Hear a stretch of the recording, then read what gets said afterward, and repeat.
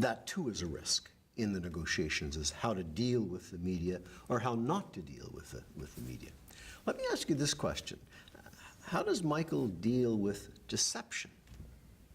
People who speak in half-truths, people who don't tell the whole story, people who misrepresent as the impact of those facts. How do you deal with that? Not well. We never like to deceive anyone. We like to put the facts on the table. We believe the data speaks for itself over the long term. If we have a bad piece of data, we may just not show it and focus on other arguments. But we don't try to deceive people. In terms of people deceiving us, we don't like it. And we had this situation once where, again, a labor negotiation, and the union on the other side was, we believed, misinforming the membership as to what we have done. And so we wrote a letter and we sent it to every employee of the hotel, and we sent it to them at their house. And they received it, and the union received it at the same time, and the union was really pissed off. And we sent a very factual letter of, this is what we believe has happened, and we would like to convey our story. And it ended up turning the tide of the negotiation in that case. And the union was pissed as hell, because they could no longer deceive their membership in that case. We just went around them. And so if we expect to treat people fairly in negotiations, we expect to be treated fairly in negotiations, and we don't take to it well when we're not. Have you ever been accused of being deceptive in your organization? Absolutely. And how do you respond to that? We try to bring out the truth, and if we have deceived someone, it was, for the most part, unintentional, and we try to come clean about it. There was one situation where we were trying to renegotiate some of our debt, and it was a publicly held series of debt. And we had a debt holder who called us up one day and said, this is BS. And I'm pissed off, and I don't know why you would do this, and name calling and all this thing. And I responded to the guy, I said, you're right. If I was in your shoes, I would not vote for this proposal. And the guy was sitting on the other end of the phone, almost incredulous that I would admit that what we're proposing was not necessarily favorable to that individual.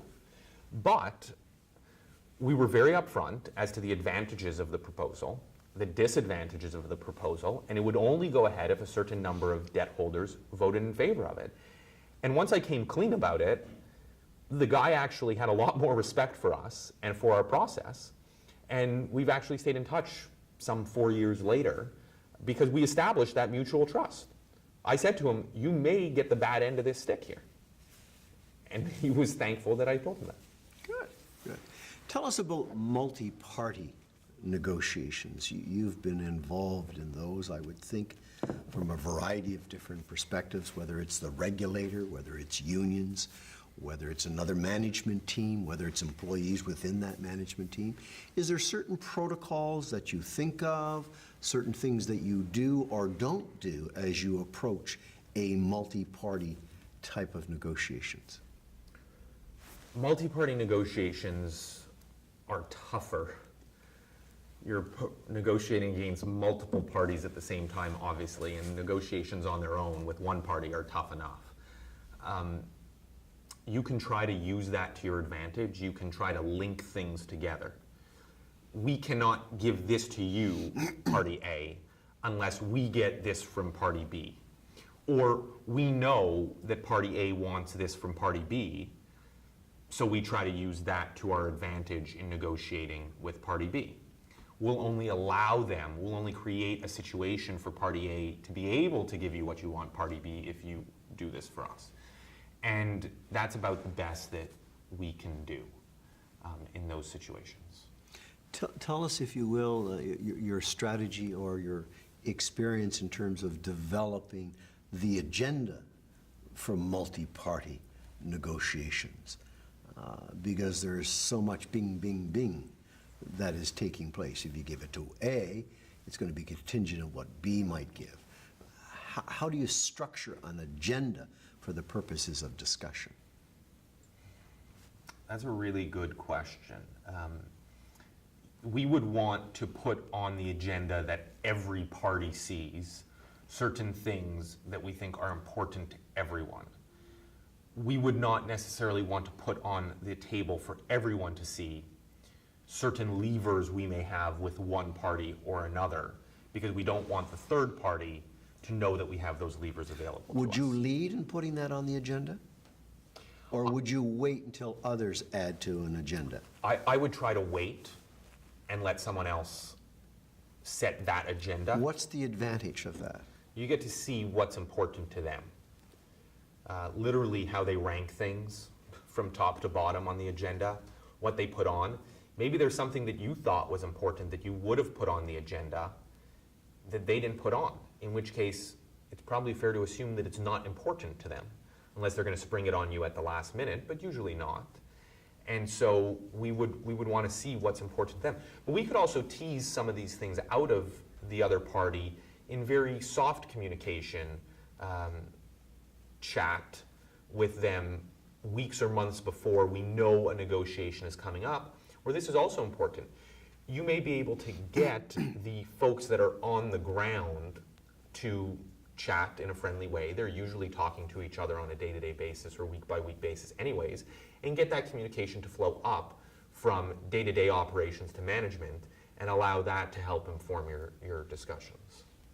So it's a pretty time-consuming process when you're dealing with multi-parties in a negotiations. Any particular stories that you could share with us in terms of do's and don'ts about multi-party negotiations that you've been involved with? Don't have to reveal names or names of companies. I don't have too many multi-party contracts under my belt, so I'm afraid I've got to pass on that one. Tell us about trust. You've referenced the word trust on 2 or 3 occasions, the early part of our discussions here. What do you do to convey trust to the other side? And secondly, what do you look for in terms of trust from the other party? Sure. Trust to me can only be built over time. It's a result of actions. It's not a result of talk.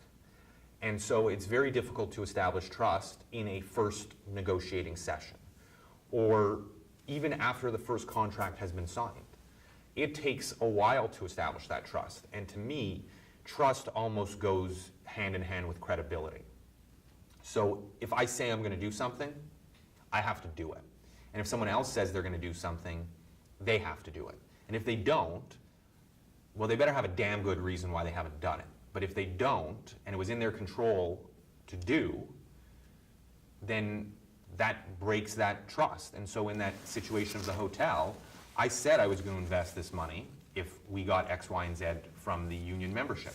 They gave us X, Y, Z. We gave them a substantially upgraded hotel. And But that goes a long way. what happens in the situation? Well, let's take a labor union. What happens in the situation where they share with you that they'll give an undertaking, we're going to do what we say we're going to do, and we'll come back to you. And they do that. They do their very best. And they come back and they say, Michael, we just cannot deliver that particular item now. We're out of luck. We can't do it. And that happened. And if they have a reason why, if it's data-driven and they can show me the data, why they can't do it, fine. Maybe they thought they could do something. There's a law that prevents them to do that. Maybe the union membership is just saying, we cannot give on this point. So the union management and membership were not of the same mind. And that's fine. As long as I believe that they gave it their best, I can accept that. And maybe there's a way to work around it. Tell us, if you will, in terms of, from your experience, handling difficult people. I mean, your unions, that's one thing, but what about other management teams where they're just difficult? I mean, you can't reach across the table and grab them. And what's been your experience in terms of what works and what doesn't work in dealing with difficult people?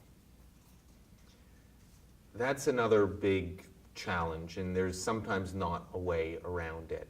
You try to look for what that person may want, where their incentive lies. In any negotiation, people have their incentives. If you're talking about buying a company, maybe they get a bigger payout if they're fired versus if they are retained. Maybe they get a bigger payout if they have stock options. How can you use these things to your advantage? Typically, someone who's exceptionally difficult to deal with would still be swayed by their incentive structure. And so if you could learn what that incentive structure is and play into it, great. You're always going to have someone who's just obstinate, and they're not going to do something because they've made the decision that they're not going to do it, and they're closed-minded, and that's it. And you have to work around it. Sometimes it's just breaking off the negotiation. Sometimes it's breaking it off and saying that the reason this negotiation failed is because of that person there. And if he's around next time, it's going to fail again. And so you, negotiating partner, have to deal with that situation. What if the problem is you? If I'm the tough SOB, well, then other people have to try to deal with that as well. I try never to be a stumbling block.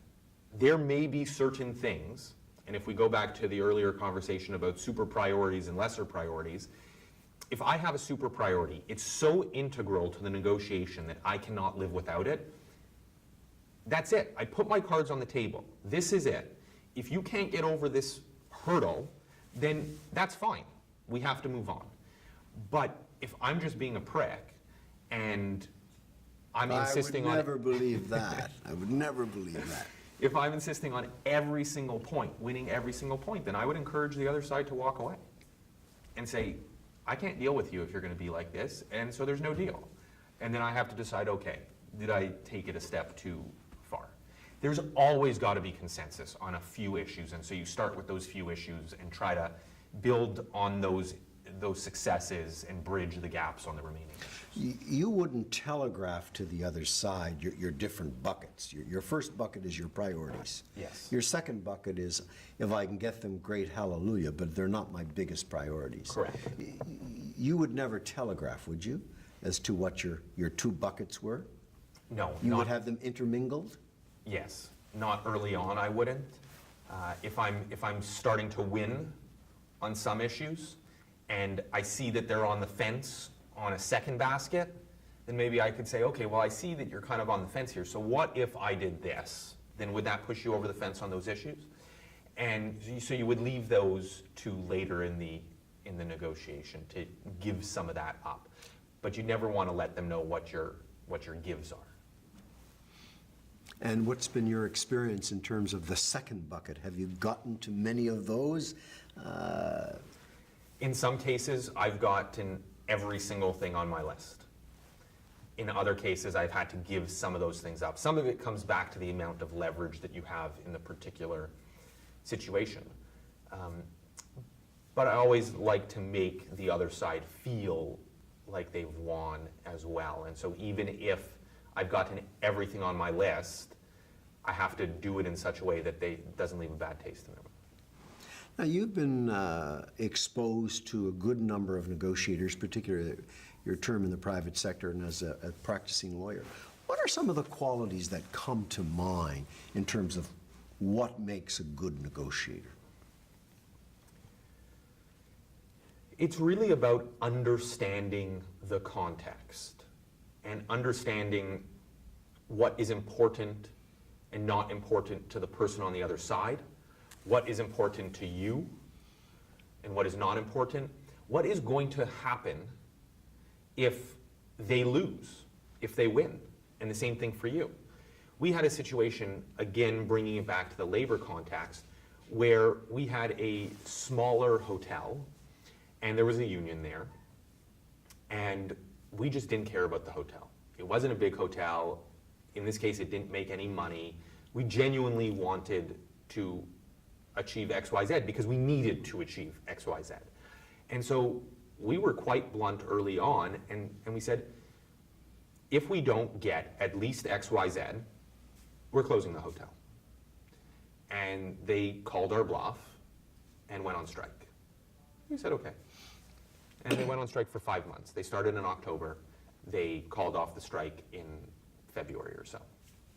And I just knew in that case that losing that hotel or creating some incremental losses at that hotel for that period of time would not have hurt us financially in a significant way. And so I could afford to absorb that. Understanding that context and understanding the leverage I had, which was I don't care, was able to, allowed me to put that ultimatum to them. They did not grasp that I really did not care if that hotel was open or not. And that was incredibly powerful. So if you understand what drives them, what drives you, understand your leverage in a situation, the best leverage you can have in a situation is I don't care. Because then you can really make it more of a take it or leave it thing. You can't create a... But leverage works both ways. Yes.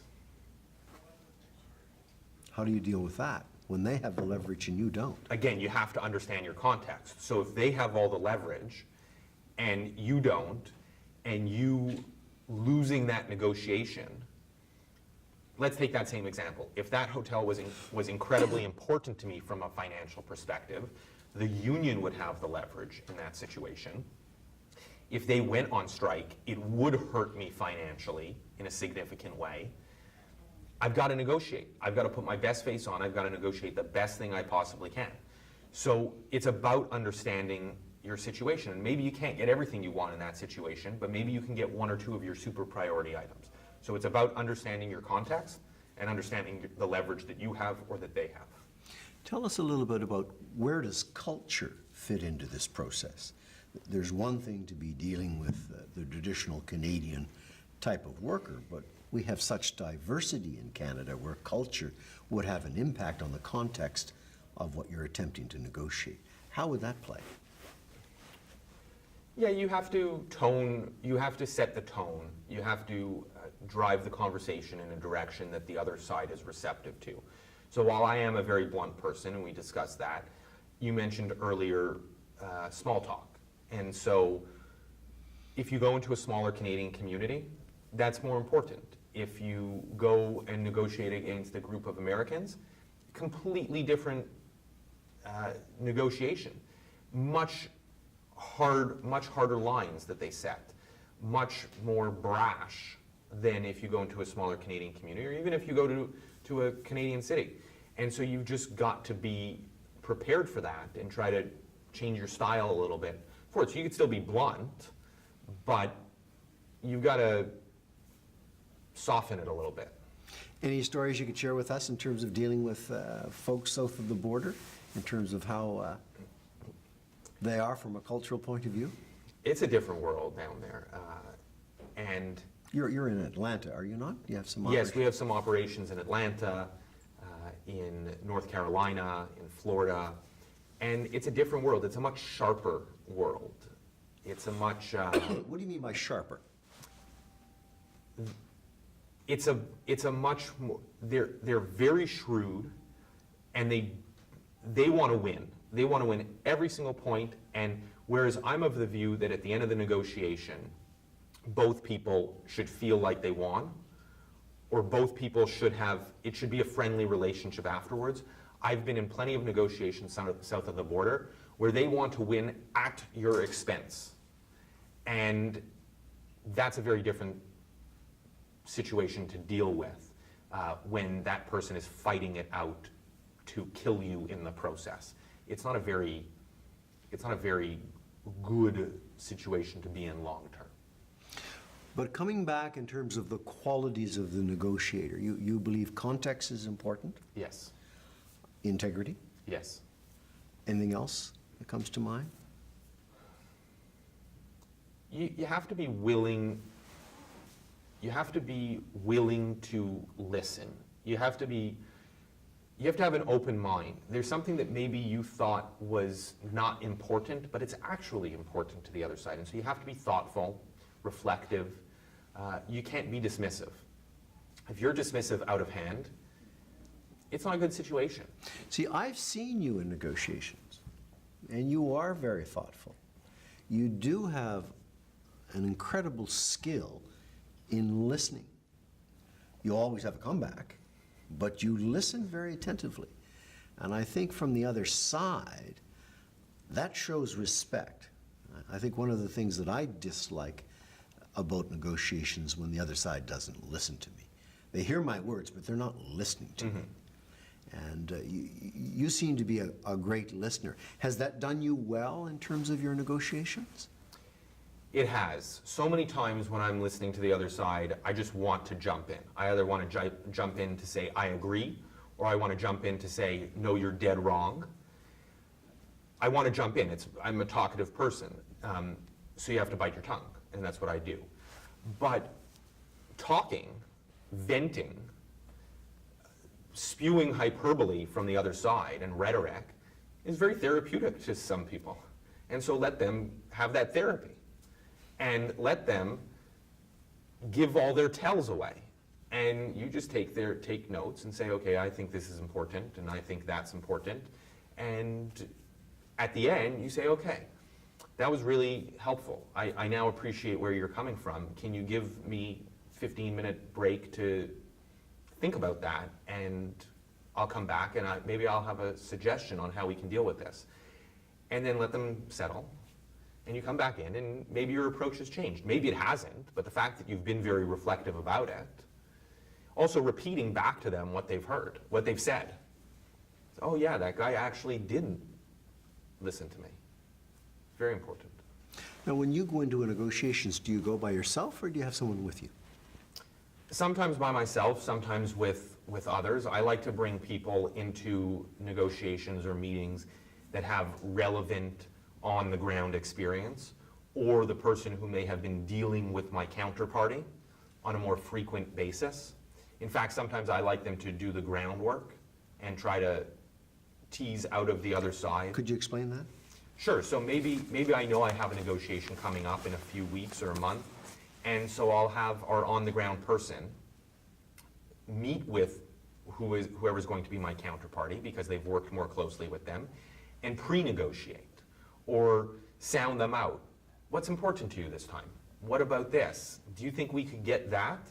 And then that person will relay that up to management or myself, and I'll be able to digest it and build it into our agenda or our plan, our negotiating strategy.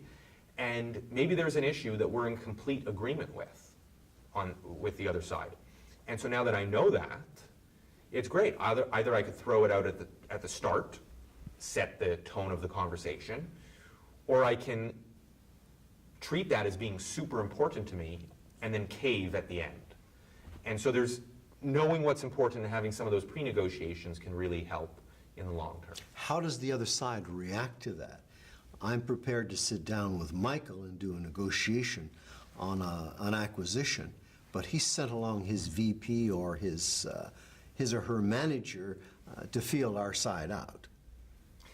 Yeah, I don't think it works necessarily in that way. So if you had the context of a customer negotiation, but it was an important contract, you may send your VP of sales in to meet with their procurement VP.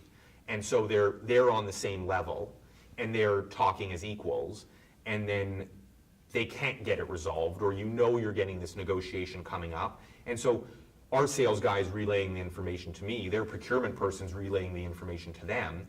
So you always have, as the Kennedy administration did so well, the ability to step back from a position because it wasn't negotiated by you. And so I'm forgetting the specific term now for that. But you can say, oh, well, he acted out of his mandate. I didn't tell him that he could do that, but since he did, I can. Sort of like the principal agent. Yes, exactly. So you could do that, but you never want to send in a VP of ops to meet with the CEO of another company. It's very much like politics. You want equal people working together. Any do's and don'ts about operating either as a principal or an agent? That if you're the principal and you have an agent, are there certain specific instructions you normally give them? You can give them whatever instructions you want and have that work to your advantage. have them go into the negotiation and set bright lines. You are not allowed to negotiate this, or And you've done that? absolutely. And then they could go throughout their conversations and say, I'm sorry, I just don't have the mandate to deal with this. But because the other side may repeatedly touch on that point, you know it's such a critical point. And so you can hammer out a lot of other issues, maybe find common ground on a bunch of other issues, but your agent does not have the mandate to negotiate those 2 or 3 super priority issues. Anybody come to mind that you've seen over the years that you would classify as a great negotiator? Oof.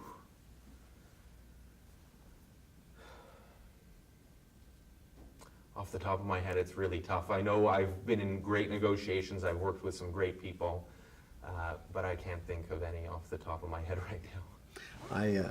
I had a situation where I was dealing with an insurance company, and one of the board members was a farmer from Western Canada. And he was just superb in terms of how he negotiated. Like you, he knew his facts. He was very detailed, very soft-spoken, and he had quite a repertoire in terms of getting his way on a whole host of things. Look, we're coming to the end of our discussion here, but I need to ask this question, as I have asked previous guests.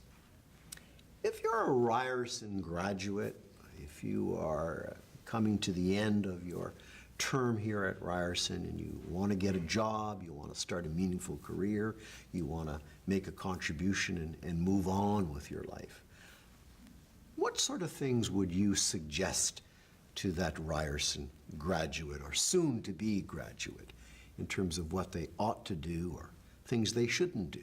Mm-hmm. I think it's critically important to do what you love.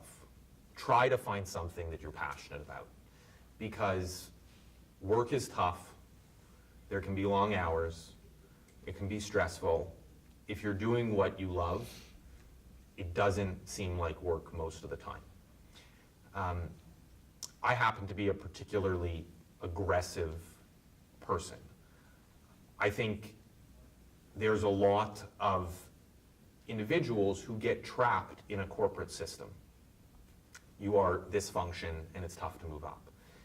Don't underestimate how meaningful it can be to do stuff you're not being paid to do more, to offer assistance that's outside of your bounds, let's say, to be aggressive in terms of taking that next step.